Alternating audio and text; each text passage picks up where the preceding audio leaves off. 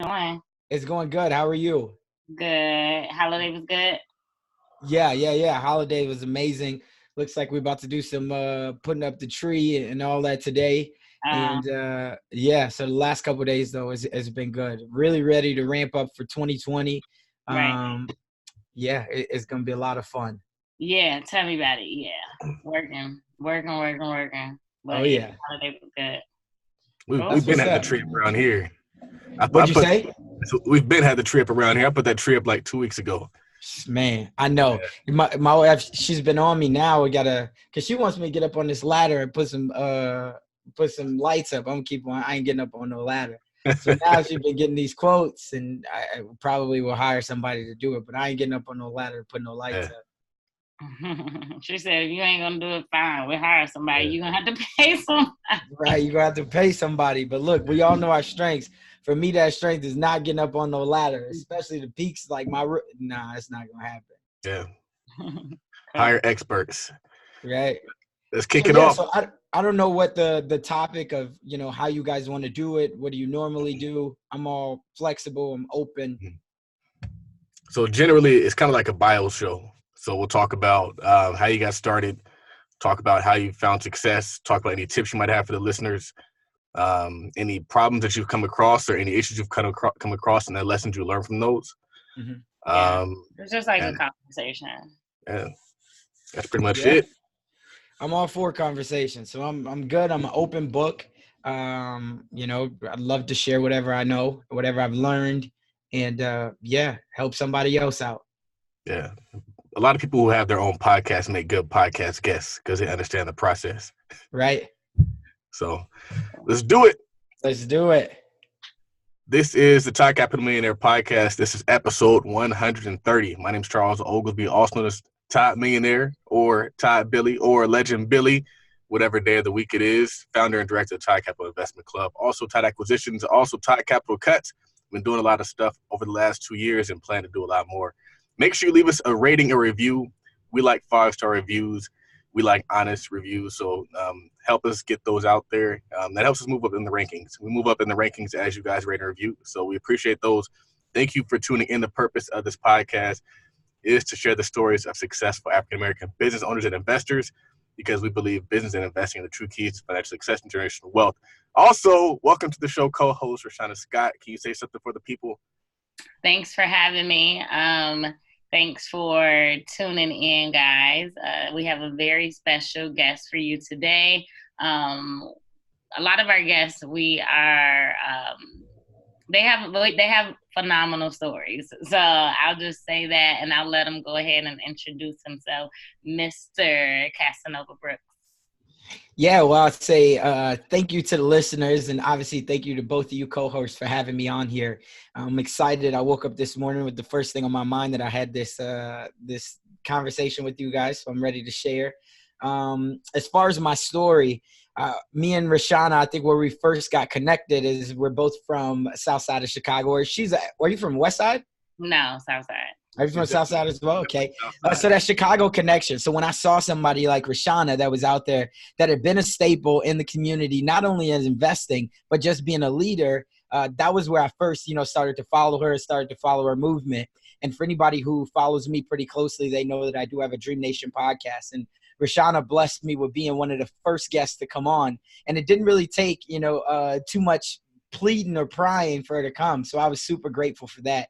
But that's where our connection came in from. For me, I'm a young man, I would like to think, and I'm from Chicago, South Side, before being moved. And for me, I was always a big dreamer. As most inner city kids, since I grew up in Chicago, most inner city kids, I would say that you have a lot of dreams, but you don't have a lot of resources. I was raised in a single parent home, just like a lot of kids there. So I resonate with it. I always knew though that I was going to do something big. I was going to, go out there and I was going to live a life by my design.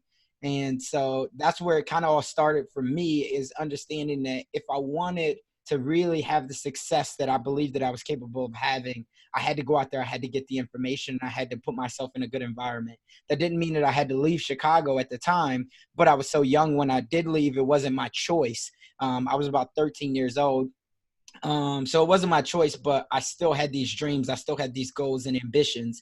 And so for me, I always knew that I was going to, be a business owner in one sense or another. And that's kind of where my journey started. I don't know where you guys want to take it or how much you want to go. I want it to be conversational. So I'll kind of let you guys lead it, and anything that you want me to tap into more, I'm definitely more than open to do that. So I'm curious to know what the early attempts of manifesting that dream look like for you. Because, I mean, for me, people don't know this, but I've had multiple businesses. So I've had a car wash. I've had, of course, a shirt company. I've had a party promotion company. I've had a lot of businesses in my background. What do those early days, early teens, 18-year-old dreams look like? Yeah, so I would say going back to when I was about 7 or 8, growing up, again, my mom, she always used probably even the analogy that I like to think of is robbing Peter to pay Paul, right? So she was always working a job. So for me, I kind of had to get it on my own. Now, I like to always make sure that I preface it by saying that I was never deprived of love and support. My mom always tried to give me whatever she could, but because she didn't have a college education, because she didn't own a business, she never owned a house or even a car, she didn't have a lot to give to me as far as resources. So for me, my first ever job that I remember, I was standing outside. This was on 78th and Yates, and there's a gas station over there. And I would stand outside, and people would come out, and I would stand right in front of your car, and I would ask if I could pump your gas. Right? Some people would say, yeah. A lot of people would say, yes. Some people would say no. Right? But it didn't really matter. It was the power of serving other people. So then if you give me 50 cents or $1, I mean, back then, this is in like 95. So that could go a long way because we did still have things like quarter candy at least. Right? And I was getting a lot of what I wanted. So that was where it first off started with me. And I remember there were some days where I would come out and I would have $15 to $20 and I felt like I made it. I didn't have to ask for anything. Right. And so that was kind of where it started. Then when we fast forward on to those early teen days, I'll tell you in my journey, even leading up to now, I would say that I've probably sold some of everything. If it wasn't crack or dope, right, I've sold it. And that's keeping it 100. I mean, I sold Kirby vacuums. I sold shoes. I sold pills. I sold it all. Right. Besides those two, I mean, I sold knives, everything. And so again, it was always just me looking for my opportunity. And I knew like early on, school was never a problem for me, but I knew that it was always gonna, I was gonna have a ceiling, right? It was always gonna hold me into some confines because it was always following the rules that everybody else laid for you. Right. And I was always an outlier. And what I wanted to do was I wanted to get out there and I wanted to really create my own path. And so in the beginning, growing up in Chicago, or even when I got moved to Iowa in my early teen days, everybody would always tell me for the most part, all right, and maybe the negative people I just learned to tune out from an early age. But for the most part, I had people that was just like you two that would be like, yo, brother, if you keep doing what you're doing, you could be anything that you want to be. So I appreciated that even at a young age. Well, the problem was I never saw anybody who was doing anything that I wanted to do. Right. They was all living. It was kind of like that rich dad, poor dad. I had a lot of poor dads around me. Right. And so I'm like, okay, that's cool. But none of you guys are doing anything that because for me, how I got a lot of my knowledge is I was always being exposed to something else. And so I'm an only child. So I didn't have any older brothers or sisters or big cousins that was doing anything that was on the right path or owned anything. Right. Nobody in my family was ever owning anything. So I was like, man, I would always turn on the TV. And my favorite show growing up was VH1's The Fabulous Life of. Yeah. It was like VH1's version of MTV Cribs. I like that show too. Yeah. Right. So they were rich and famous. With that lady host, what was her name? All of that. Who was it on the Lifestyle of the Rich and the Famous? I don't remember. I can't remember neither. But while we're having a think break, I just want to point out that it's interesting that even as a young child, even early on, you understood without taking an economics class, you understood the principles of supply and demand, right? Even with you saying like you sold everything, you understood that, okay, if the marketplace wanted shoes, you were going to bring them shoes and figure out how to buy low, sell high, and make a profit, even if that profit was $2, right? Right, absolutely. And like you said, even, knowing that there was a want or a need that you had, you know, whether it was, like you said, you know, some candy from the candy store, some chips or some juice or whatever, having that need and having to fulfill that need, because um, I'm sure like you know, I grew up similar with parents who were like, okay, well, if you wanted something I don't have. That was always the response, right? I don't have money for this. I don't have money for that. You don't have money for McDonald's. You don't have money for, you know, chips, candy at the corner store. But I think, like I said, without you even taking any type of, you know, college curriculum classes to understand that, I think it's interesting that you saw that. I mean, you said you were 7 and 8. Right. Oh Yeah. yeah, absolutely. And it was crazy. I think naturally us as kids, like we're born like entrepreneurs. We're born to negotiate, right? Mhm. I got an 8-year-old boy right now and 2-year-old daughter. My son, he's such a genius. And I like to, and obviously we all taught our kids, but I just watch. I believe that I'm pretty witty, I'm pretty smart. He just trumps me at every level. And you just watch how smart he is and the things that he does, even at 8. Prime example. So this was just, I believe, yesterday morning. So he's got this Lego table. He takes a lot of time in building these Legos. Well, my daughter will just go over there, wreck the whole Lego table. Like she just don't know, but she's trying to play. So anyway, he sees that she's going over to the Lego table. He's like, no, no, no. And then all of a sudden, now she just got to the point where she can get vitamins. So she has one of his little Flintstone Chewy vitamins. So what he does on the quick moment is he says, hey, have you had your vitamin yet? And she said, no. And he said, come over here. I'm going to make sure you get your vitamin. So then he gets her away from the Lego table, and then he proceeds to just talk to her. And because he has to put away, at this time, he has to put away the dishes or whatever. So what was crazy about this was I just watched him manifest it. He kept her over there for about 20 minutes until he was done putting away all of the dishes. And then they both went back over to the Lego table together. Wow. So then he can make sure that he maneuvered how it was going to go down. But it was just, and when you watch it, you just watch kids every single day. So for me, it was just like what you were talking about. It's the want that I knew that I wanted something, but you got to think fast. Right? Because if you allow yourself to just be like, oh, woe is me, then the world's going to pass you by and you're never going to get it. So that was what I think it was. It was out of instinct. And I think we all learned that from a kid. And as long as you have enough perseverance and know that, like, I'm going to get it by any means necessary, you're going to be successful. And I think I just took on those traits. And obviously growing up in any inner city, right, a lot of us, we want things. We see it. We know that we have a lot of potential. We know that a lot starts with us, within our culture, within our family, everything. So it's like, man, how can I get that?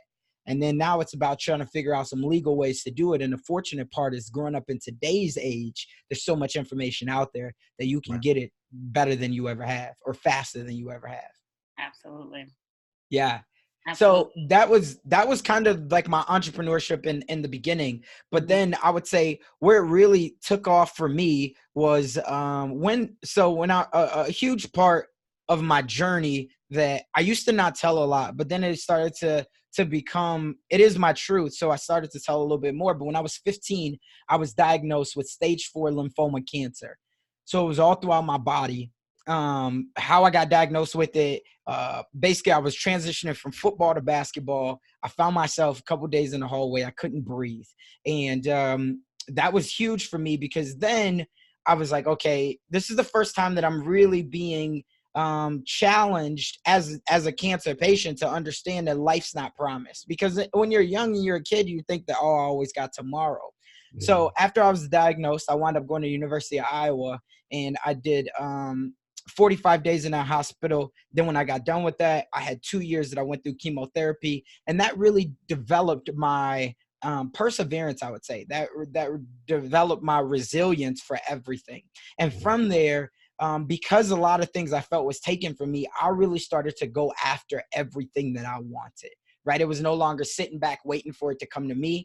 And I really started to look at, okay, there's one of the sayings that I always say, but I got it from Jay, and he says that everybody could tell you how to do it, but they've never done it. So then I really started to look at who are the people that I'm taking advice from. And I really started to look at, okay, if I'm 17 now, I'm in, remission, how do I really go out here and live a life by my design? So that was where real true entrepreneurship came from. But the first thing I had to do was make sure that I get the education. And again, fortunate for having YouTube University, that kind of really started off for my economics path. Nice. That's dope. Yeah. Okay, so fast forward. Wow. So fast forward, you are in Nebraska now. Mm-hmm. You're in Nebraska. You are a husband, a father, a real estate agent, an investor. You know, I'm sure some other titles that I'm probably missing. So what was that transition like? Was it like you said, you knew you went through, you know, what you went through, and then you were like, hey, what to live the life that I want to live, I got to go after it. I got to go and get it. So was real estate the very first venture into that career, or was it, you know, a couple other paths, I guess, in your early 20s before you went ahead and started doing what you're doing now? No, a great question. So it definitely wasn't. And it's that try. And I'm fortunate because what it allowed me to know was I knew what I liked, but then more importantly, I knew what I didn't like. So I'll tell you how, you know, my path basically came about. So first off, I went to the University of Iowa for college, right? I did 3 years at the University of Iowa. 2 months into my junior year, grades were fine, but at this time I really started to pursue music. And I really became of the heart and soul that the belief, I should say, that just because you had a degree did not mean you were going to be successful in life.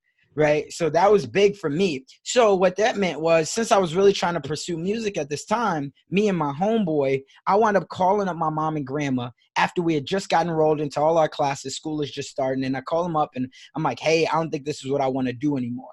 And they're like, what? Like, first off, my mom's like, well, you got to tell your grandma, because my grandma was more like my father figure. Right. And so I'm like, oh, my God, that's not what I want to do.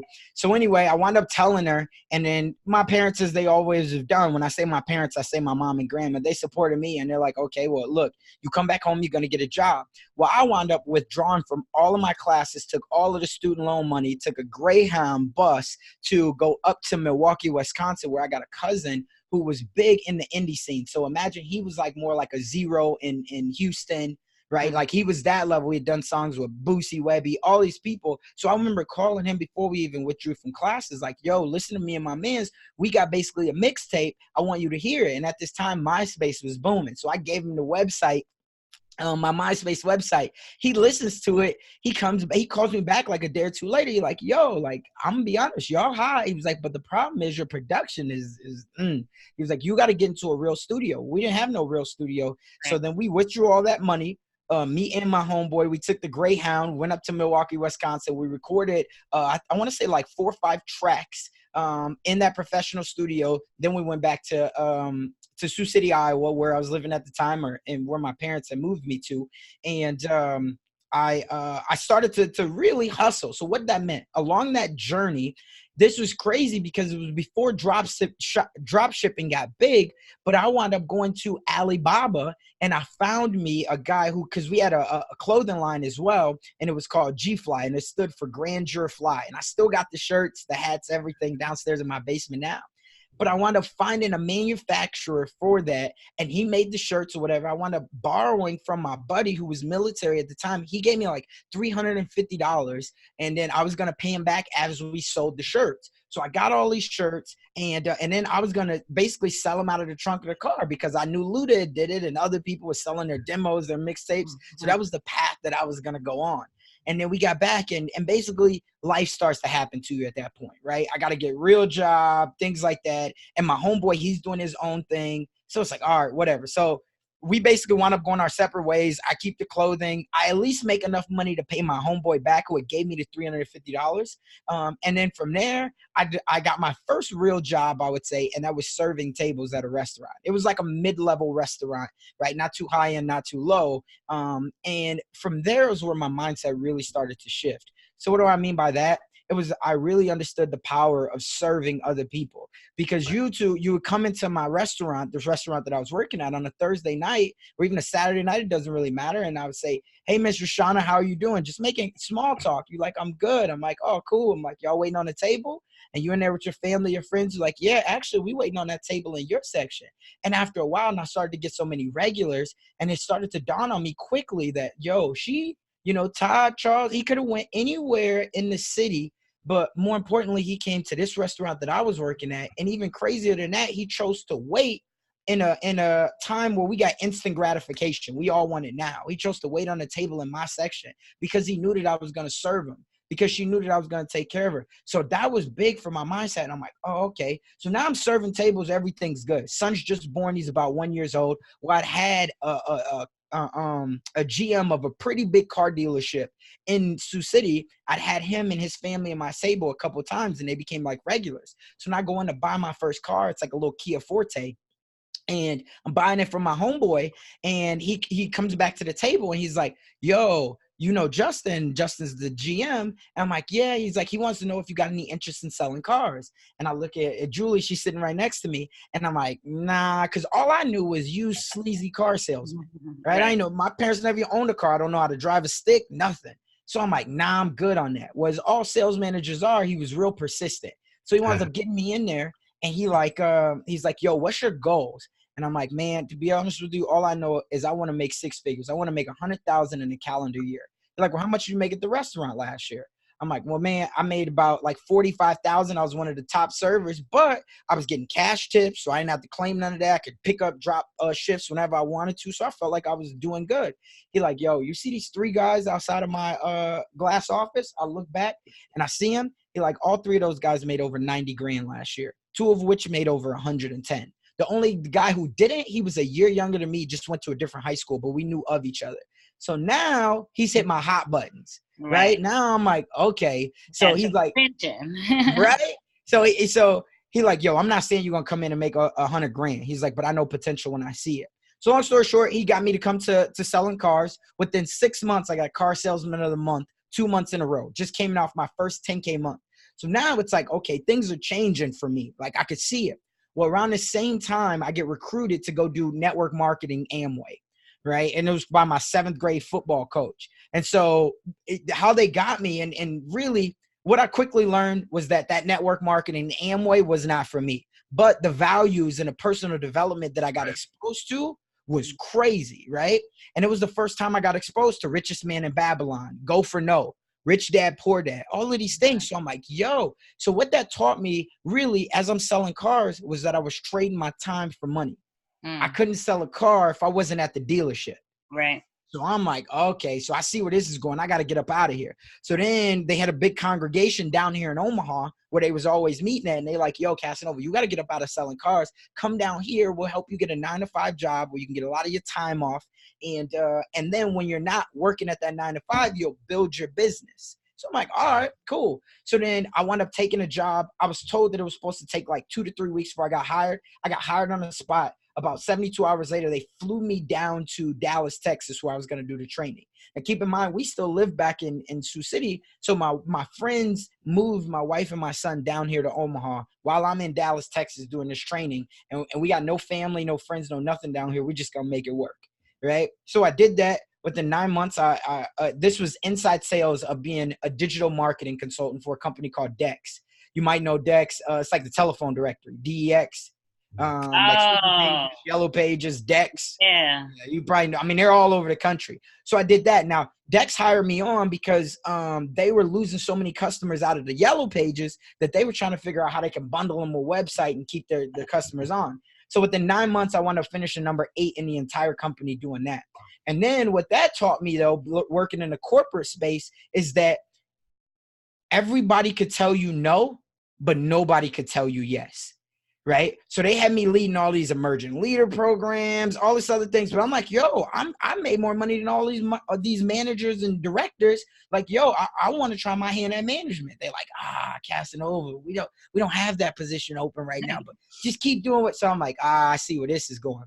But around that same time, I get exposed YouTube. I get exposed to Jay Morrison. Right. Mr. Real Estate. So I wound up catching one of his YouTube videos because friends of ours had just bought a house here in Omaha.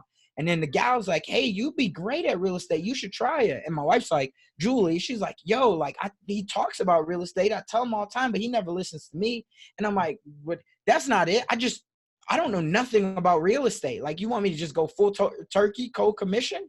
And so anyway, I'm like, nah, I'm good. A couple days later, she like, yo, you gotta really just go talk to some agents. You gotta do something, because otherwise you're always gonna be wondering what if. So I think during that process, I started looking at YouTube, and I came across Jay Morrison, 3-time felon, all of that, right? And Mr. Real Estate Celebrity Realtor. He had said something that at that time resonated with me. And he had said, you got to figure out a way to be the Lord of your land, because he or she who owns the land makes the rules.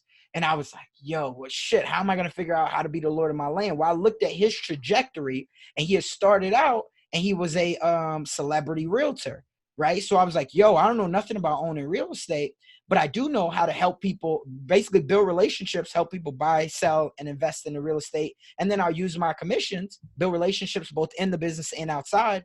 And that's how I'll start to own and be the Lord of my land. So that's how real estate came into play. My whole goal was to always be an investor and own the real estate rather than getting my license. Right.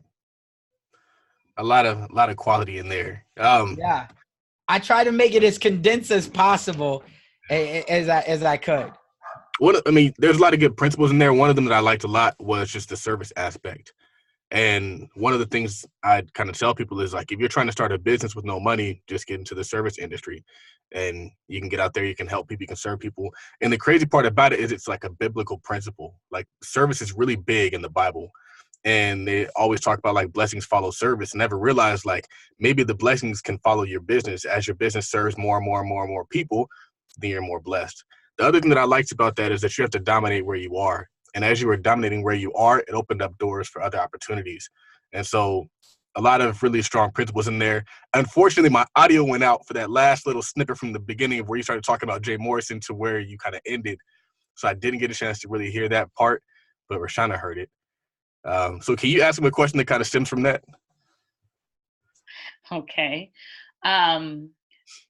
So what's cool is that I'll tell you the last snippet. So maybe we can, but Jay had talked about being the Lord of your land, right? And that was where it was huge for me, because I didn't know anything about owning real estate. I didn't even know how big real estate was. So as I watched his trajectory, that was kind of where real estate fell into place for me, because I wanted to figure out ways that I could be the Lord of my land. Mm-hmm. So as you took on this principle of, like I said, being the Lord of your land, what did your very first investment look like? Yeah, absolutely. Great question. So my very first one, I just gotten me a line of credit, and basically I got the line of credit for $25,000. I went now within personal line or business. This was a business line of credit. So how I even got this was coming at the end of my first year in real estate. So to give somebody a little bit of perspective on what my mindset was like and how I got that line of credit, basically my first year in real estate, I did 46 deals, $8 million in volume, just 9 months after losing my mom, my job, and my home, all within a week and a half time span. Right. And I told you I was very close to my mom. My mom passed away of cancer. It was a big deal challenge for me. So what had happened was I then take out in the gates, I take off in real estate, and I wanted to bring that part up because you talk about dominating your space wherever you are.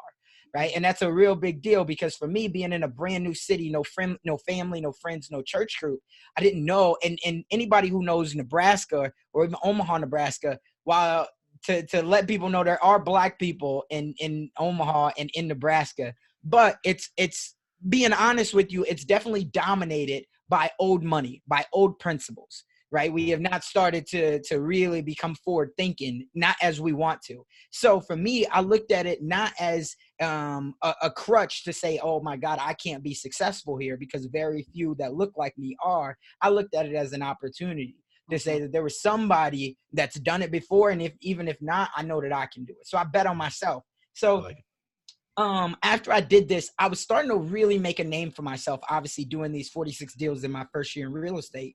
And then I had a couple mentors along the way that was at least educating me on why it's so powerful to own real estate and what the market looks like here in Omaha. So one of which, he was kind of like my Mr. Miyagi, but he connected me with his private banker. So I'd already sat down with 3 or 4 private bankers prior, and I could tell that they just weren't really taking me seriously. right? I mean, young kid, I didn't have a proven system that they like to see or track record, but I did have a lot of energy. And I'm like, yo, I want to own some property. So he connected me with his, which that bridged the gap for me, right? Like that was everything. And so she sits down with me and she says, okay, Casanova, well, what type of assets do you got? I'm like, well, I ain't got no assets. She's like, okay, well, do you got a 401k or retirement? I don't have any of that. But I did have a car. I had that Kia Forte, which I told you about. Now, that Kia Forte was worth about $8,000 at the time. And then we also had another car, GMC Terrain, which I owed about 18 grand on it, right? And so she basically told me, she said, listen, I'll tell you something. If you can pay off both of these cars, you come back to me with these pink slips, I'll see what I can do about getting you a line of credit. Now, I don't think she really thought that I was going to do it, but because I was really having these commission checks, boom, within the next 45 days, I paid off that other car. I came right back to her. I said, what's up? Gave her, I had the pink slips. She then is like, okay, well, let me see what I can do. I'm like, okay, see what you can do. Right? And I'm like, yo, let's do it. So she came back, she upheld her end and she said, yo, here's 25,000. So I had 25,000. I instantly go to the MLS because I got access. I mean, even if you weren't a real estate agent, don't think that you can't contact a real estate agent and say, listen, I just got this line of credit. I'm trying to make something shake.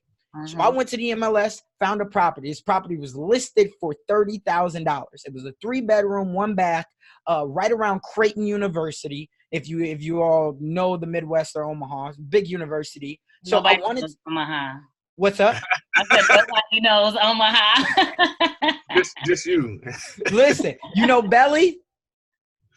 You know Belly, the movie? Yes. Right? Omaha. Right? You know Bud Crawford, the boxer? Mm-hmm. You know Warren Buffett? Gotcha. Yeah, no Warren Buffett. You know Warren Buffett, so you know Omaha. But yeah, so basically, I wound up getting a house. It was listed for $30,000. I instantly I wanted to offer him about 30 because it was originally on the market for 40,000, but it came back on the market after like 30 days. So I called up the listing agent, and she just happened to be at my brokerage as well. I'm like, yo, tell me about it. She's like, you know what? The sellers are just tired. You know, they want to get out of this property. They want to move back to California to be with their family. So I'm like, boom, I could just offer them 30,000. But then I knew that if I offered them, I needed to offer them lower than that because I needed to have some money for the renovations. Because keep in mind, I didn't have no money. So I needed to offer them lower than that. So long story short, I wound up offering them $22,000 for this property. There's nothing wrong with it. It's owner occupied, everything. So then they wind up accepting the 22,000 to make a long story short. So I'm feeling great. I go back to like my Mr. Miyagi and I'm like, yo, they just accepted the 22,000. He looks at it. He's like, oh, you paid too much. I'm like, what are you talking about? Like, I don't have to do nothing to it. It's moving ready right now. And he's like, you paid too much. So now I'm like, man. Well, then I wound up finding the trick out that was like, yo, while I'm in that due diligence process, if I go back and be like, yo, I would like a price reduction because I bought it as is, right? So I wasn't going to ask them to do anything, but I was like, yo, there's still some things that scare me. I would like a price reduction. So the other agent, she's like, well, how much you thinking? Now I know that they paid, I want to say it was 25 at this time they paid for it. So I couldn't go like 15 or otherwise I felt that they was going to tell me to kick rocks, right? So I was going off of my gut a little bit. So I was like, all right, well, let me get 18,000 thinking that if they said no, we can meet in the middle at 20,000 and then I would still have 2,000 towards my renovations. So then she comes back a couple hours later. She's like, deal at 18,000. I'm like, what? Boom. So then I get that 18,000. I put $6,000 into it using a contractor. I didn't do none of the work myself. So I'm all in for 24,000, right? Then find renters. But first off, I flipped a mortgage on it.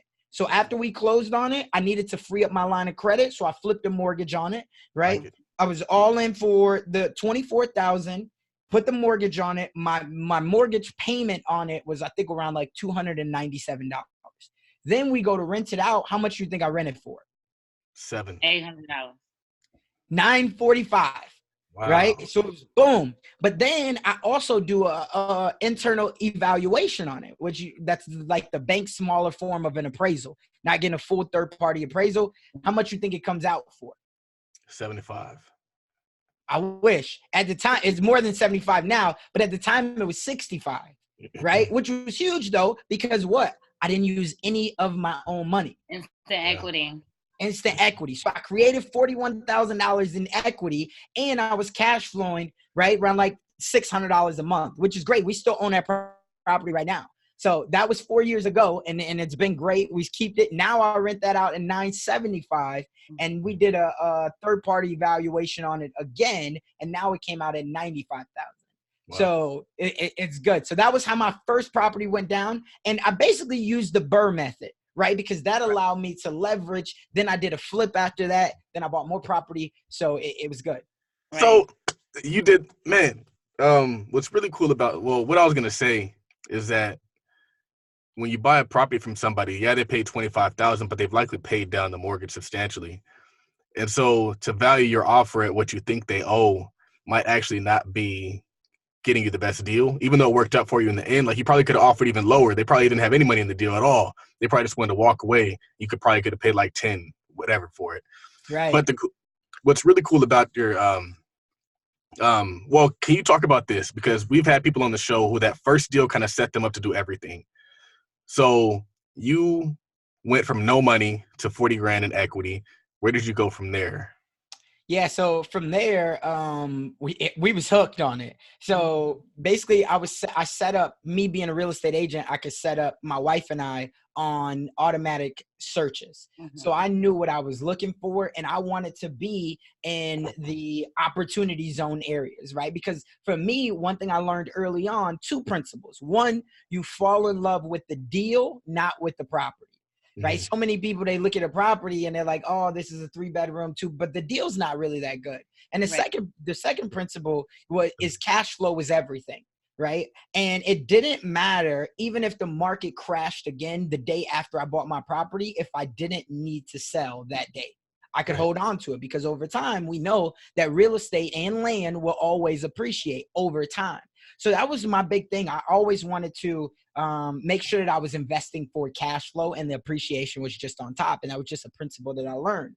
So then as I sat with my wife and I up on these automatic searches, she obviously was hooked at it because she's seen the equity that we had gained and everything. So then she hit me up one day and was like, hey, did you see this property that just came on the market? This is like 8:30 in the morning. She got the email, and I ran over there. I looked at the property, and then I wound up seeing the neighbor just happened to be leaving to go to work.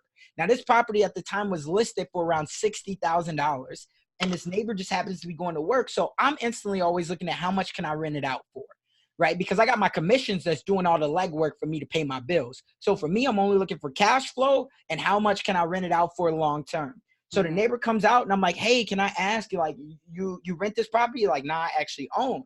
I'm like, oh, okay, well, how much did you buy it for? He's like, I just bought this. This was around, I want to say this was in like August. Don't quote me on that, but it was in the same year. And he had just bought, I know for sure, in January, because I went and looked it up on the county assessor. And I seen that he bought, it was the exact same house. He bought his for $93,000. Right. And I was like, oh, okay. So I'm instantly seeing $33,000 in equity. Right. But that's depending on how much I got to put into it. So I'm like, oh, okay. And he's like, and I don't really know about the rental rates because most of the people on this block own. Like, oh, okay. So now I know I'm on a good street. So everything's working out. I'm like, okay, this is good. So then I go in there and I look at the property, and I mean, instantly, nothing wrong with the foundation. The roof was good. I didn't have to put a new furnace in. There were some minor things, but it was a great deal. So I wound up buying that. But more importantly, I wound up negotiating that deal down to $48,000 is how much I got it for. And I found out that they was going through, basically the mom owned it, but the mom had passed away. So it was like a probate and things like that. So I wound up getting that deal for $48,000. I want to say I wound up putting in around like $30,000, 30 to 35. I wound up putting in, this was 3 years ago. So I wound up putting in 30 to 35,000, but then I had the buyer myself and I wound up selling the deal at 120,000. So I paid no commission, right? I was all in for, I want to say around like $80,000, and then I wound up selling it for that. So that was my first flip, but I used all the money, or I basically used leverage the equity in my other property to then, have this money for the flip and the trade lines and things like that, which then set me up again. And then we wound up going to buy another property, which was a buy and hold, which it becomes a snowball. One of the things that I'm hearing in your story, and something I've kind of taken from Rashauna and from a guest that I've had on here recently is having your real estate license does help you become a better investor. Oh, I yeah. got a couple questions. What are your couple of questions? So, how did you, so you didn't mention having any type of, like, we know you're a natural born hustler, right? We got that. But what you didn't mention was having any type of renovation experience or anything like that. How did you find your contractors, and how were you okay with like trusting that they would do good work and things like that? Because for a lot of people, that's one of the reasons why they don't get started, right? They're afraid of the whole working with contractors and things like that. And then the next thing is, I want to know exactly how did you finance that next deal? Like you mentioned, using the equity from the other property, but what, you use that as like a down payment, or like what was the exact structure there? And then the contractors. Yeah, absolutely. Great question. So I'll be honest, everything that I do, I operate off of a ready, fire, aim approach. Right. And because that was big for me. When I started to go with it, I knew that it's just like anything, the longer that you wait on trying to analyze everything, the more that you'll talk yourself out of it. Right. Yep. So for me, I didn't have the experience. How I got those contractors is there was another agent. I told you I had a couple investors. They weren't partnering with me. They didn't get any of my deals or anything like that, or not investors. I had a couple mentors. Right. So I had the one old guy, he owned 76 units here in Omaha. And then I had another cat who he owned, I want to say somewhere around like 115 between him and his brother. But it was the same thing. I wanted to get as much knowledge as I could from them, but I also knew that they had no financial interest in me. And I was very brand new to the world of mentorship and coaching and everything like that. So I wanted to ask enough, but I didn't want to make it feel like that I was being too needy. Right. Mm-hmm. To where they're like, bro, you ain't giving me none of your deal. Like, da-da-da. So I just got very blessed. And maybe it's because they knew that my heart was in the right place, that like how I got these contractors, to answer your question, is the second mentor. He's younger, but him and his brother, 115 units. I just reached out to him and was like, hey, I'm looking for some contractors. I got this property. Now he's Hispanic, right? And he got a whole bunch of Hispanic, like all of his people. So he actually sent me a list of like 15, 20 contractors. And he'd like, just go down the list, just call, right? And so for me, not being afraid and being a people person, I went down the list and I just called a couple of them, right? Same way I've done with everything, like boom, I'm just gonna call. And so as I talked to them about it, my big thing, it's the same way you build a company, same way you build a team, same way you become a leader, is I wasn't pitching off of the one deal. Right. And this is still the way that I operate. I'm never pitching off of the one deal. I'm always pitching off of the long term. Mm-hmm. So when I went to those contractors, I was like, listen, like, here's what I'm looking to do. If you do right by me, here's what it's going to look like long term for us. Right. Did I really know what the long term? No, but I knew that I got a vision. And as long as, we keep this all kosher, you're going to eat, I'm going to eat. Right. I'm going to go get me some apartment buildings. I'm going to make sure that we all good. And I think that maybe they could hear the compassion in my voice. They could hear the conviction, because that was all real. I always operate off of integrity, right? So that's why. And I use those same contractors to this day, right? On the deal, you guys will see it later on my Facebook, but I just got a property. I got this property back in, this was 6 months ago. So I got it. We closed on it at the end of May, and I bought this property for $91,000. I put $17,500 all in on it. Right. And then we just closed on it last Tuesday. And I closed on it for $159,900. No partners. Wow. Right now, this was the first time. And Rashauna, this is crazy, because remember, I called you 4 or 5 months ago and I asked you about what? Partner. Private money. This is the first ever deal that I did with private money. Off of our conversation, I used.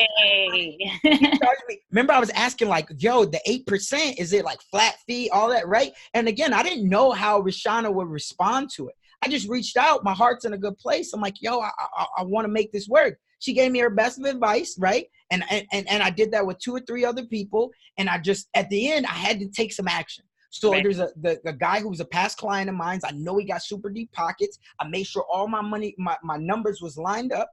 I gave him the comps, everything. He said, you know what, Casanova, I'm going to do this with you based off of the long term, because he already got his money tied up in a whole bunch of venture capitalist stuff and ag stuff and all this other stuff. But he gave it to me on 8%, right? And it wasn't flat fee. It was 8% annualized. I only used the money for 5 months. So I felt like I got blessed, because he could have just, and he put up the 91,000, right? I paid his attorney fees, things like that. And then I had trade lines at Lowe's and Sherwin-Williams and things like that. So my negotiation with him on this is, you put up that money, I'm gonna make sure I put up the rehab costs, and I'm gonna prove my worth to you. Right. Everything went smooth. 159.9, which is what I thought originally when I told him, like on my number sheet, I thought that I was going to sell it for 150,000. But because of how much the work that I put in on it, I was like, nah, I think I could get like 160 out of it. Put it up. We sat on the market for about a week and a half. Boom, got it in there. I did pay some closing costs, but I didn't have to pay a listing commission, of course. Right. And it all worked out. So I closed on that last Tuesday. Nice. But again, just getting out there, trying to get some information that I didn't know about. And the last question that you asked is, how did I finance those deals? How did I know about it? So I had the line of credit, right? Then I left all the money in. So I wasn't doing cash out refis. I was leaving the equity in my properties. But then I had my banker. So I was always communicating with my private banker, who's still my private banker, saying, here's what I'm looking to accomplish, right? You got to be honest, one, with yourself, but you also got to be honest with your team. It's like a financial advisor. If you go in there and you're trying to hide money away, they can't truly help you, right? Because banks are in the business of what? Loaning money. Right. And this is something I learned from Cash Flow Quadrant. For every dollar that they bring in, they're able to loan out $10. Yep. Right. And I was like, oh, my God. So I know that she wants to loan money. The bigger the loan that she can give off. So I told her, I go back to her and say, hey, here's a property right here. Here's what the ARV is on the property. I haven't decided if I'm going to flip it yet or if I'm going to, hold it yet. My big thing is I want to know, how much can I cash flow? I'm thinking, right, that this property should, based off of these numbers, I'm thinking I should be able to rent this out at about $950. So based off of that, if I work my numbers backwards, if this property is listed at $50,000 and I can go get it for $35, I don't know yet, but I just want to know if I can get it for $35, and I'm thinking I probably have to put somewhere around 20, 25 into it. I'm in for 60. What does that look like? And then she would work the numbers backwards for me. And so that was how all my financing, and it's all about robbing Peter to pay Paul. And I'm looking at what she's sending me back in the email, and I'm going over it. And then I'm talking to my wife. That's my only partner in all this. I've never had a partner. So that was kind of how it all went for me as far as the financing. Love it. Relationships. I'm sorry. Now we can get back to Charles. Yeah. No, great questions though. I love it. I want to be as transparent as possible. I was gonna forget. Yeah, great question. Real estate and real estate. Being a real estate agent, can you talk about how that's impacted your investing career? Yeah. So what it's allowed is, I think at the end of the day, we always want to make sure that we got multiple tools in our tool bag. Right. And so being a real estate agent, what it's allowed is for me to have a little bit more substance and leverage to be able to go at not only an investor, but also at a banker. Right. Because I can come to a banker and say, listen, I have investors. I am an investor. Right. And I can be able to make sure I can put more food on your plate as well, even if I'm in a period that I'm not buying anything. But I got these clients that trust me, and now who knows where it leads to. So that's the thing that I love about it, about being a real estate agent. And it gets you into a lot of doors, right? We want to try to get into as many doors as possible. And at some points, I might not be able to get into the door with all the real estate investors because they got their chest out, right? We already own this. What can he teach me as an investor? But I can get into the door to say, listen, I got this license right here. I can save you some money on your commission, right? And things like that, because you're going to have to pay somebody. Plus, I got the market analysis for you. I can take something off of your plate. I'm not trying to, basically take out food out of your mouth. I'm trying to make sure that we can put more food on your plate, if that makes sense. So 100%. That's what I've loved, is that it's allowed me to be able to get into many doors however I decide I want to get in. What I learned is that it adds an extra layer of security, like a sense of security, especially working with private lenders, right? They love the fact that, you're going to put their money to work. So not only are you the investor, where you're, or the deal engineer, right, where you're putting things together and making it happen, happen, but then you also have this additional license or like a degree or whatever that can secure exactly what you're doing. You know, you're out working with buyers every single day and you know what it is that they like. So you're able to bring that exact product to market. You know what's sitting on the market in less than 2 weeks or less than a week, and they love to hear that. Like, yeah, because that's the thing. You're out with buyers. You are walking through, like when I walk through my own rehabs and I see like a nick in the wall, we got to fix that, because I know as a buyer, they're going to say, oh, well, they left that nick in the wall. What else are they trying to hide? And to be honest, you like, it's a nick in the wall. It's not that big of a deal. It's just chip paint. But a buyer is going to say, what else are they trying to hide? Versus, oh, this is beautiful. This is immaculate. This is the house for me. That's what you want at the end of the day, especially when you're going in and put the properties. You want people to walk in and you want those certain wow factors that are going to stand out to them, that we know kitchens and baths. Like, I know how I've walked through many houses that have been completely redone where the rehabs are terrible. And it's like, no offense, I'm like, a man did this, right? but not just a man, but a man who doesn't have any knowledge of the market, right? You have to know what people like and what's selling. And, that makes sense. 100%. Yeah. Absolutely. And the other thing that I would add to that is, just like she said, you want to be able to know what's on the market, how long has it been on the market, and understand the backside of that. But we all want leverage in life, and we all want to feel like that we get a deal. Now, for a lot of people, when you talk about investing, the number one thing is going to come up is the stock market, right? But you can't get any insider information on the stock market, right? Because that's illegal.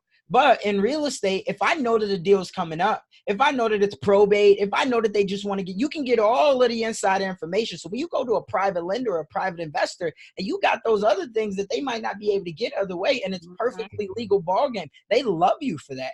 They like, oh, okay, because now I know. That's why I work with Miss Scott, is because I know she knows all the things that's about to come to the market. So now I don't even got to compete. So now everybody's winning. Now you feel like your team is A+.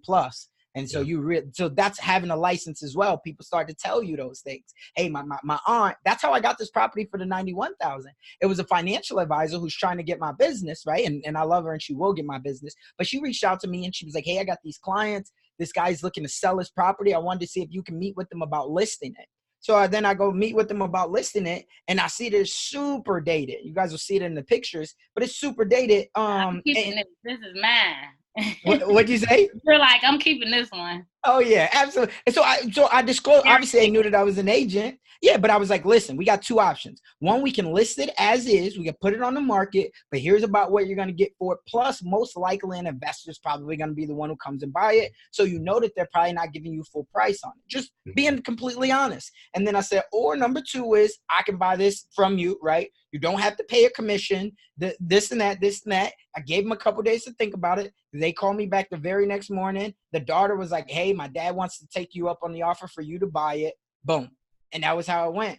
Or number three, this might be an area where you have a lot of FHA buyers in, right? So if that was number three too. If an FHA appraiser comes out, they're going to say, okay, well, in order for this to pass FHA inspection, you got to fix this, and this. And guess what, Mr. Seller? Not only are you going to have to fix these repairs, they might want to negotiate a credit. You're going to have to pay closing costs. You're going to have to pay a realtor fee. You might as well just accept this lower offer and sell it to me. Sell it to me. And it all worked out. And he loved it. And it was all good. So as long as you disclose on the beginning, right? I love it. I love having a license, and I couldn't see myself letting it go.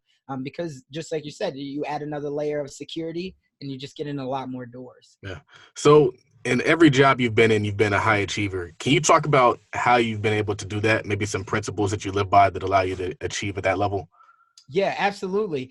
So I'd say the number one thing is I'm always willing to, one, be exposed, but two, bet on me. So what do I mean by one, be exposed? I think when we first get into any, we fear what we don't know, right? It's just human nature. If we don't know it, we absolutely fear it. So for me, I've just been so blessed to always have an open mind. If you call me about doing something, I'm always going to listen to the opportunity.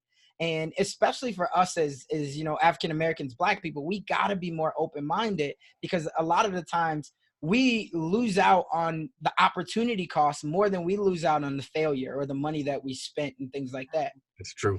Right. It's so big. So for me, when I go into something, I'm always looking at the upside of if it went right. Right. Yeah. Rather than trying to look at, because I know what it's like to take L's. Like I said, I lost next to my wife. Right. I lost the greatest person, you know, and my grandma, who's still alive, thank God. But I lost my number one cheerleader. My mom, I was very close to her. So I know what it's like to experience pain, 2 years of chemo, all that. But what I don't know is like, and I think early on, I'd be super, the number one thing that I want to do in this world right now is I want to meet Jay.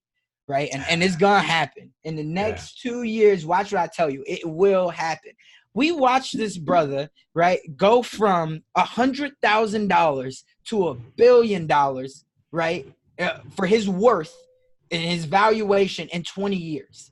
Right, of where he came from, we saw it. So for me, I always looked at that opportunity to be like, listen, it doesn't matter if I'm selling digital ads. It doesn't matter if I'm selling cars. People don't buy what you do. They buy why you do it. Right. And that's really what it is. Like, once you start telling people, because as being a real estate agent, like, it's no different than selling cars or whatever else. Right. But people are going to buy me. People are going to buy why I'm doing what I'm doing. Philanthropy has always been huge. And you wonder why the people with the most money retain that money, because they give away the most money as well. Right. People, they're always, and given their time. Right. Rashauna, she's been so successful, but look at how her brand has taken off over these last couple of years because she's not sat back in the corner. Right. She's now traveling. You see her in Miami. You see her in Denver. You see her in all these places. Right. And she's just giving. So for me, it was always looking at what the opportunity looks like. And once I made it, I didn't get stingy, because this is a story that we tell ourselves, especially as Black people. It's like, if I never had it, I ain't never gonna, like, nobody ever gave me nothing. So when I get it, I ain't giving nobody nothing. That's not the mindset that you got to have. So I think, again, the exposure and the willingness to look at the opportunity rather than just looking at the fear of what happens if I fail. It's like, yeah, but what happens if I succeed? Right. I love it. That's so true. A lot of people, they talk themselves out of the opportunity. They didn't actually take it and lose.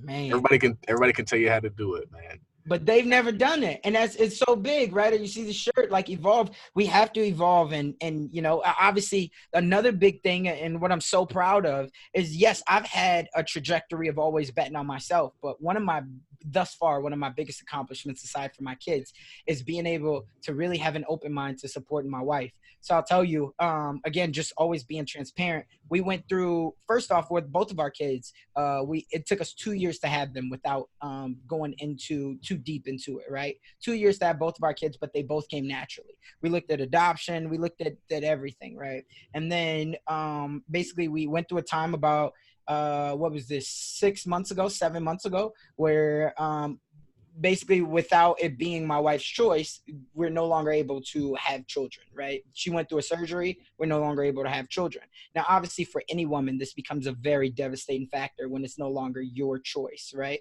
And so the number one thing when she came to me, I felt for it. And obviously, I've always been her biggest cheerleader because she's always been my biggest cheerleader. But the first thing that I told her was to understand that, you know, some people can't even have one child. Right. And for us, we were able to have two naturally. On top of that, I got a son who's 8, who's so gifted and brilliant and loves sports and everything. And I get to live vicariously, at least for a little bit, through him. And now a daughter who, same thing. She's absolutely amazing. But then my wife, as she's going through this, we had been looking for about a year and a half at a daycare, but it was a losing daycare center. Now, she had owned a daycare about, probably about 10 years ago. She had owned an in-home daycare. But when you start out and you're dealing with friends, right, now all of a sudden when it's time for them to pay their daycare bill, they're like, oh, my check wasn't enough. So it's like, wait, this is not the way this works. Like, we're real business here. So she got out of that real quick, but she never lost her passion or love for it. She comes from a big family, adoption, all those things. So then after the surgery comes about 2 weeks into it, I go to pick up my daughter from the daycare center that she's going to, and the owner comes up to me. She says, "Hey, you're Jada's dad. Just want to let you know we're actually going to be closing down this center. We got 2 other locations. We're going to be closing this one down." So I'm like, oh, okay. So I go home, tell Julie, and instantly it's you thinking what I'm thinking, right? And so it's like, uh-oh. So long story short, speed this up. Now we got that daycare about a month after that exact daycare. We didn't buy it from her because she closed down that center, right? But we started up from there. And so why I bring up that story is because I'm so proud that, one, I was willing to not only bet on myself, but bet on my support team as well. Because the one thing I always say, and if anybody, is listening right now, I would tell you, do not get hyped for the moment and then start to backpedal. She had an opportunity to make a dream a reality. And so I supported her in that, right? And that was a lot. Well, now fast forward, we have over 45 kids in that daycare. It's 7,500 square feet. And it's got a capacity for 87, right? And now we're going to ramp this up that probably Q1 will be closer to 70, 75. And now we're looking at a second building to open up a center, right? Wow. That's huge. And, but again, she comes from no entrepreneurial background, not one. Parents have worked jobs. Both of them have worked for over 35 years, all that. For her, she's been in the medical field, and then she did title for a little bit. But again, that opportunity presented itself, and just like you said, she could have talked herself out of it, but I didn't allow her to. And now I'm so proud of what, and be honest, I'm just an investor in that business. Yeah. Like, that's all been her. And it's been phenomenal to watch her as a woman go after her dreams, right? And so I'm so thankful that I got an opportunity to support her in this. Dope. Very cool. Yeah. So yeah, that all those things. I think the number one, the willingness to fail, right, and the willingness to understand that as long as I keep the right people around me, there's a reason why some people are flourishing in social media and some people are not. Right. But it's because they're too scared. As I grew my podcast, right, reaching out to people like Rashauna, right, connecting with so many dope people, I didn't really know if I had anything of value to give. I really didn't, keep it 100. But I knew that I could not take the opportunity to one, showcase her talents, but to two, just see where the relationship goes. Right. If nothing would ever happen, then nothing would ever happen. But looking at the opportunity, what happens if this takes off? Yeah, like that's always been everything for me. Looking at the opportunity is the fun part. Yeah, so many gems there. Like you said, not only is the opportunity amazing, and that's what excites us, but let's not forget there's work in everything that we want to go after, right? So it's a matter of, do you have the wherewithal to start the work and carry out the work, right? Because you got to start, you got to keep going, you got to keep going, you got to keep going. And even, it's funny because you mentioned my trip to Colorado, and I remember sitting and thinking about, and for those who don't know, it was a women's real estate retreat that my friend and I hosted in Colorado, but a couple months prior, it was just a thought, right? It was just a thought. It was just an idea.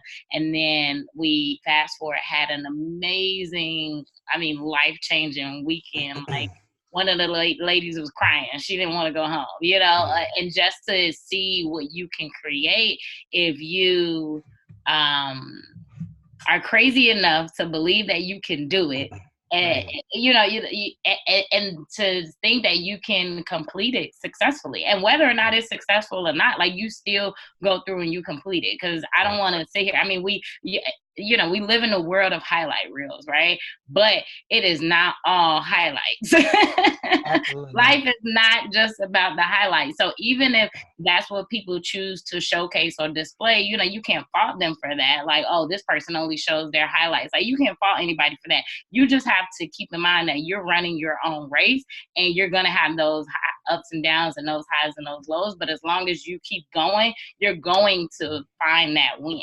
You're going to get that win. Absolutely. One of the things you mentioned is that every dream has to be followed up with work. And I think that the problem is, and I've been reading the book Black Fortunes, is they made us think that work is a bad thing when so much greatness comes from just doing the work. And so they've convinced us to sit back and do nothing and wait. And in doing that, we lose the connections, the resources, the skills, the knowledge, all that stuff that follows, and the money, the financial, that follows the work. And if we could just convince people to love the work and to enjoy the work and to embrace the work, we could see a lot of progress in a lot of areas. So work isn't the bad part. Right. Like, not doing the work and having that idea and talking to yourself out of it and telling yourself that it's not going to succeed because of whatever, that's actually the L. The L is just not even attempting at all. Yeah, I would definitely agree with that. And I'll tell you, take it even a step further, because I think for a lot of us, we want to, so my thing with the Dream Nation, and everything that I have based around that is my goal is to inspire other people to live a life by their design, right? And continue to dream in a world where we're taught to settle for what society tells us is reality. Right. And that's where I guess my saying goes, those of us who dare to dream while the rest of the world is settling for reality, we stand to change the world and make it a better place. And so I'm always looking at it and I say, here's a couple different things. First off, loving the work. I'll be honest to tell you, I don't necessarily always love the work, right? A lot of us don't love the work, but you don't have to. Like, that's where, like, we all love Gary Vee to an extent, right? Gary Vee is become like a godfather, but at the same time, he talks about embracing and loving it. Like, no, if you look at the hardest workers in this world, they're not the wealthiest people. They do not have the most control over their time, right? You think of your grandpa, your uncle that's been working at Ford, whatever. They're the hardest workers, but they're not the wealthiest and they don't have control over their time. So it's about understanding how to work smarter, not just harder. But more importantly, understanding what is your values, what are your principles, right? Like if the world, understanding that death is coming for all of us, right? So if you knew that today or this week was your last week, how would you do it, right? And leveraging it. I would argue to say that Jeff Bezos is not the hardest worker, right? I even watched a video, this was a couple months back, and he was on stage and somebody asked him about decision-making process. And he was on stage and he said, I think that so many high-level executives do it wrong. He said, if you really look at it, you're paid as a high-level executive to make 1, maybe 2 decisions a day. The rest of it, your team should be doing, right? You should have people in place that you should be able to leverage. That's bars. He says that he don't do, if you go back and I'll find a video, I'll send it to you. I encourage anybody that's listening to this point still, go look it up on YouTube. He says he will not take an intense conversation before 10 a.m. Now, granted, he's way above that now. Did he start off that way? It was probably a little bit different from when he started off. But understanding that we got to evolve, right? There's something that we say in real estate as an agent. If you don't have an assistant, you are the assistant. Right? Absolutely. You are the assistant. So you have to figure out a way to put those people. But to get back to the point, I think that more importantly, you got to understand why you're doing this. It's the why. You got to have, I say all the time, you don't have to love the journey, but you have to be married to the destination. Mm-hmm. Put that out in the beginning. Start with the end in mind. If I know where I'm trying to get to, right, the journey might change. When we're on this path to get to Florida or wherever, sometimes we got to be in the fast lane on the left-hand side. Sometimes we in the slow lane, right? Police behind us, things like that. It might change. The vehicle might catch a flat tire. Right? We might have that vehicle might get shot. We got to get a rental car to get the rest of the way, but we still got to the destination. So as long as we know what our values are and what exactly do we want out of life at the end of the day, what exactly do we want on our tombstone, then, I mean, the work, it could change. Because Jeff Bezos, he probably don't love the work. That's why he don't do none of the work, but he still has the right people around him. And I think everybody has to look at what their strengths are. Some people are better behind the scenes, right? There's some great people behind the scenes, and that's what really moves a business. But some people are not good behind the scenes. Like for me, I'll be honest, and I'm definitely a doer rather than a teacher. And this is where I even called Rashauna, I would say 6 months ago, right? And we were talking about what does that look like? And she's like, do you want to coach real estate agents? And I'm looking at it, and people reach out to me and asking me these questions all the time. But for me, I don't know that I thrive in the teaching role. Right? I could tell my story. I could tell how I do it, but I take one of the, again, Jay Morrison, outwork the work.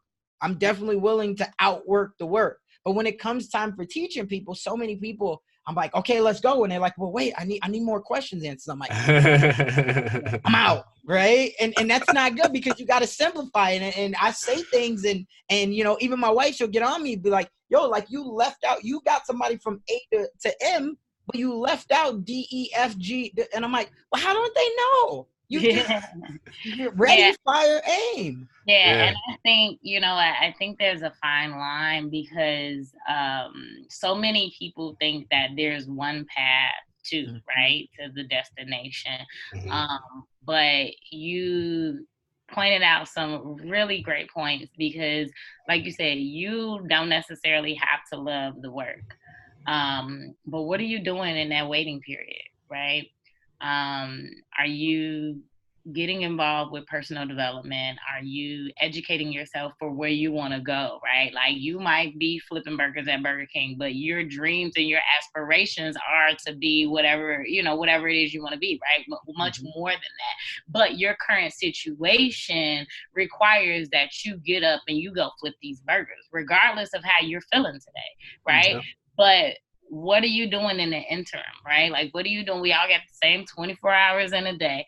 And what are you doing? And I think people, for whatever reason, they want to skip over the process and, just get straight to the success. And it don't work that way. It doesn't work that way.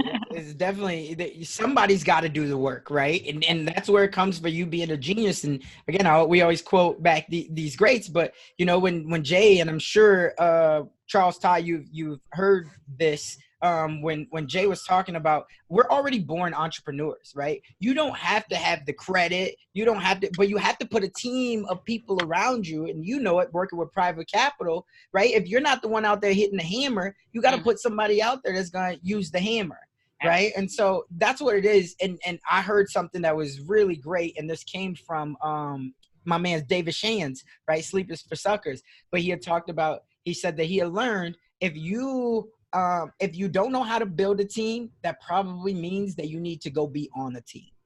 Right? For some people, if instantly you can't build the team, you can't pitch the vision, you need to get behind somebody who's doing it, and then you build it up from there, and eventually your time will come. Right? Yeah. And that's okay. That's okay. That's exactly what it is. It's that balance. It's about understanding what your strengths are. Right? That's what it comes down to. And so I've been fortunate enough, again, to just try to surround myself with so many people that can always educate me. And more importantly, just understanding that if you don't bet on yourself, who else are you going to bet on? Right. Or who's going to bet on you? So I'm going to wrap it up. I'm going to ask you a few quick questions, quick in and outs. The first question is, who is somebody that you look up to and why? Yeah, there's a couple different people that come to my mind. First one I would say is Jay. Jay, and both of the J's, but when I say about this, I'm talking about Jay-Z. Yeah, because he was like, he went to $1 billion. I was like, I didn't know Jay Morrison was doing it like that, man. Right. So the first Jay that I was talking about was Jay-Z. When I said that I'm going to meet him in 2 years, and I said this on air so I can be held accountable, right? And I know there's ways around it of how you can do it. But Jay-Z, and the reason why is, again, because we saw his progression. It's not walking by, in that sense, it's not walking by faith, but you actually get an opportunity to walk by sight. You can look back and see the videos that he did. You can see that he's made mistakes, not only in his personal life, but in business as well. Right. But he still keeps going, and to see where his trajectory is now, and how even when he talked after Nipsey had passed and he did that, on stage, and he was talking about, I told that young brother, there's $1 million. I can't remember the exact words, but he says, there's $1 million on your payroll. Stay low. You know what I'm talking about? Where he did it. God, I'm going to have to send it to you guys. But it was right. You know what I'm talking about? Yeah, gentrify your own hood. Right. Yeah. There's $100 million on your payroll. Stay low. And Jay's that guy for me. So he's definitely inspired me to know that it doesn't matter from where I came from. It doesn't even matter to where I am today. It's where I tell myself that I'm going to go. And, like he says, man, there's so many things that I could quote from Jay. Man, Jay-Z. So he's even like the old school Jay-Z is just like, I forgot he was saying all that stuff. Like Jay-Z inspired a whole generation to go get it. We don't talk about that enough. 444 was huge. I know a lot of people love Reasonable Doubt and all of those, but I felt like 444 at the time of where it hit me, there's so many things in there with Family Feud and Legacy and all these things that it was just like, that's going to always be on my heart. So I would say Jay-Z. Nice. What's your favorite business or real estate book?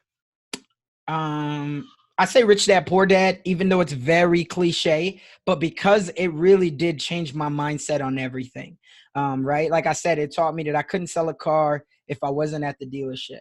So it also taught me about understanding how to go from an employee mindset, even in the beginning, to being an investor. It taught me so many values that still stick with me to this day, and understanding that even network marketing and the different types of businesses that are out there are not bad. It's just about what your strengths are. So I would say it was Rich Dad Poor Dad for me. What sets apart successful investors from those who give up, fail, or never get started? Yeah, I would say taking action, betting on themselves, because a lot of the times I think about it, and I always use my kids as a reference, right? How disappointed would I be if right now, if my daughter walks now, obviously she's 2, but if she would have continued to just crawl because it was safe, right? How disappointed would us as parents be? We'd be we're like, wait, but there's a whole nother world out here once you can start to walk, once you can start to run, when you can start to jump. And they're like, yeah, I get it, Dad, but I'm good right now. And so that's what I would say, because once you go through it, right? It's just like entrepreneurship. I've never met anybody that says, man, I want to go back and work for somebody else after they've started their own business, right? So that's what I would say. It's taking action. Most people, they don't take action because of a fear, whether it's fear of failure, fear of their ego, pride, whatever, it's fear. So if you take action, you will be successful.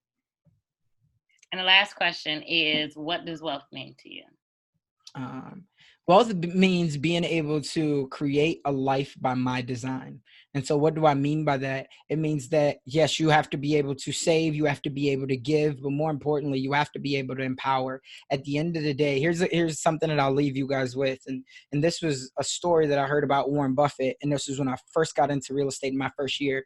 And he was on a panel with like Darren Hardy and some other big personal development people. But somebody asked Warren, hey, Warren, how do you know when you've truly been successful in life? And Warren said, and for people who know everything that I've read, Warren Buffett's like an atheist. Like, at least he doesn't talk about afterlife. He's all about the here and the now and be realistic. And so he said, you'll never know when you've truly been successful in life until you die, which I guess sparked like the room, because people are like, oh my God, Warren talking about afterlife, what?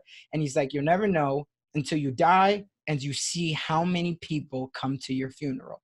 Mm-hmm. But more importantly, you'll never know how successful you've been till you see how many of those people cry at your funeral, because those are the people who you've truly impacted their lives. Yeah. Yeah. So that was, for me, I was like, oh my God, right? Like, it's the money, all these things we can always buy, and house, car, whatever, the money will come, especially if you're always open to the opportunities. Right? When you're searching for the opportunities, in a sense, it's like the law of attraction. It's going to come to you, right? But how do you then leave those people if you left this earth today? Nipsey, he was, regardless of where he was on that journey, he had already inspired and impacted so many people, right? And he was doing it in his own way. We all have our own way, and we all have our own tribe or a congregation. It might not be across the internet where you got 60,000 people, but it might be in your church. It might be the school that you volunteer for every single year, right? It might be the flag football team that and if you can just inspire even just one person, right? But if you got bigger dreams, if you say, listen, I got a football team that could be like, man, I remember my coach. Because we all reflect, no matter what age it is. We can all look back on it and say, boy, remember them 16-year-old days? Oh, it was crazy. But it's because some memory that we created, some experience that we created. So for me, it's all about the experience that I helped to create and the people that I helped to inspire to go after, a life by their design, whatever that design looks like for them. Awesome, man. Super powerful hour and 15 minutes. Last kind of question, part of your remark is, where can people find you? Where can they follow you? And where can they support what you have going on? Yeah, so great question. You can find me. I'm on all social media sites. I'm most active on Instagram and Facebook. I am also on Twitter and LinkedIn. Also have my website, CasanovaBrooks.com. And to support me, for me, it's 2020. What it looks like for me is two things. One, speaking more all across the country, and two, building my real estate brand. So for anybody that's out there that has a real estate license and you're thinking about, you want to either get in real estate or you want to level up, that's a huge opportunity that I've been blessed to come about. Yeah, that's what it looks like for me. And hopefully, and anybody else that's listening, if you guys follow Miss Rashauna Scott, like I know you do, make sure you put that bug in her ear that this opportunity, she needs to come partner up so we can blow this. But that's all I'm going to say on that. I just had to put that out there. Otherwise, I would have had a little bit of regret in my heart. Dope. It's a great interview. Thank you so much for coming on.